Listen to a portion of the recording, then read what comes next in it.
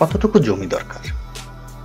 গল্পটি রাশিয়ার এক লোভী লোক পাহামকে নিয়ে, যার জমি কেনার দিকে ঝোঁক বেশি। কারো কাছে জমির কথা শুনলেই তার চোখ চকচক করে ওঠে। কম দামে জমি বিক্রি হলে তিনি তা কিনতে মরিয়া হয়ে পড়েন। জমির জন্য ছুটে যান এখানে সেখানে। সস্তায় যেখানে জমি পাওয়া যায় সেখানে গিয়ে পরিবার সহ হাজির হন পাহম। জীবনযাপন শুরু করেন। এভাবে এক এলাকা থেকে আরেক এলাকা ঘুরতে ঘুরতে পাহম এমন এক এলাকার সন্ধান পান যেখানে মানুষ খুবই সহজ সরল। তাদের থেকে খুব কম দামে জমি কেনা যায়। তারা খুব আন্তরিক। পাহম তার পরিবার নিয়ে সেখানে থাকতে শুরু করেন। সেখানকার উর্বর জমি থেকে তার আয় দিন দিন বাড়তেই থাকে। কিন্তু জমি নিজের করে নেওয়ার যে লোভ, তা থেকে তিনি বেরিয়ে আসতেই পারলেন না। ক্রমেই চক্রে পড়ে যান। আরো জমি লাগবে তার। জমির চিন্তা তাকে রাতে ঘুমাতে দেয় না। এমনই চিন্তার সময় তার কাছে খবর আসে অনেক দূরে উর্বর এক এলাকা রয়েছে, যেখানে জমির দাম এখানকার থেকেও অনেক অনেক সস্তা। ফসলও বেশ ভালোই ফলবে। এতে করে আরো আরামে থাকতে পারবে পাহম। জমি নিয়ে তার এত দুশ্চিন্তাও থাকবে না। অনেক চিন্তা ভাবনা করে পাহম সিদ্ধান্ত নেন সেখানে পাড়ি জমাবে। তার যে জমি দরকার।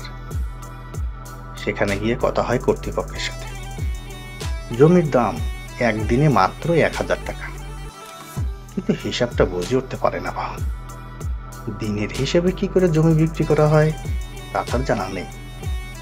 তখন তিনি জানতে পারেন একদিনে তিনি যত দূর জমি ঘুরে আসতে পারবেন তত দূর জমি তার হবে। এর জন্য তাকে দিতে হবে মাত্র 1000 টাকা।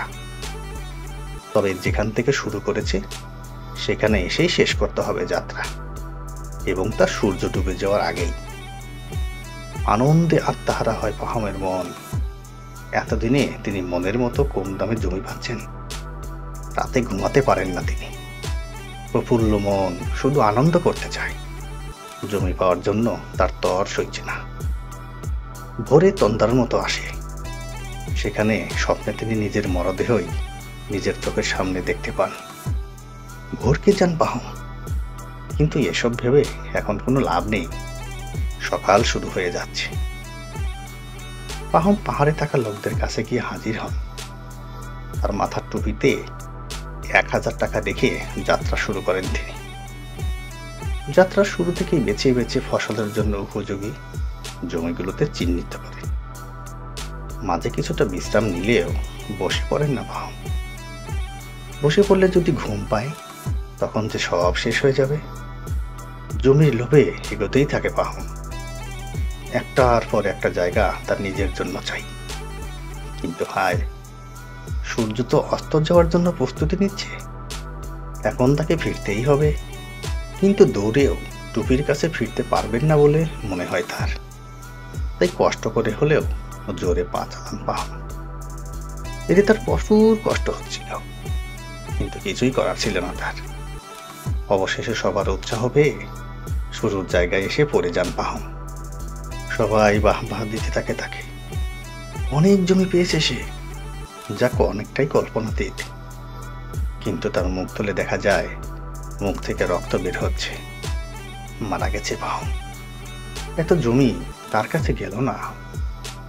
তার তখন জায়গা হলো পা থেকে মাথা পর্যন্ত মাটির জায়গা, অর্থাৎ মাত্র 6 ফুট।